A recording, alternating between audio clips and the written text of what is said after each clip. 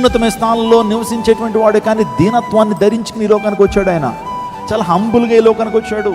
దాసుని స్వరూపాన్ని ధరించి లోకానికి వచ్చాడు. రిక్తునిగా మారి లోకానికి వచ్చాడు, దీనత్వం కలిగి. ఆయన అంటున్నట్టు మాట ఏంటి తెలుసా? మీరు ఎవరైనా సరే హెచ్చింపడాలనుకుంటే మీరు తగ్గించుకోండి. మీరు హెచ్చించుకుంటే తగ్గించబడతారు, తగ్గించుకుంటే మీరు హెచ్చింపడతారని ప్రపంచానికి దీనత్వాన్ని నేర్పినటువంటి గొప్ప దేవుడు యేసుక్రీస్తు ప్రభువారు. మేడగదిలో శిష్యులు అందరూ ఉన్నారు, భోజనానికి రెడీ అవుతున్నారు. ఆ టైంలో యేసుక్రీస్తు ప్రభువారు ఆయన ఒక గిన్నెలో లేకపోతే ఒక ప్లేట్లో ఆయన వాటర్ తీసుకున్నాడు, నీళ్లు తీసుకుని శిష్యుల పాదాలు కడుగుతున్నాడు. ఒక రుమాలు చుట్టుకుని ఆ ప్రతి శిష్యుని దగ్గరికి వెళ్ళి వారి పాదాలను కడుగుతా ఉన్నప్పుడు పేతురు అంటాడు, ప్రభువా నువ్వేంటయ్యా మా పాదాలు కడగటం, నువ్వేంటయ్యా మా పాదాలు కడగడం అంటే నీతి యావత్తు జరగడానికి ఇలా రాయబడిందయ్యా, నేను నీతిమంతుడిని.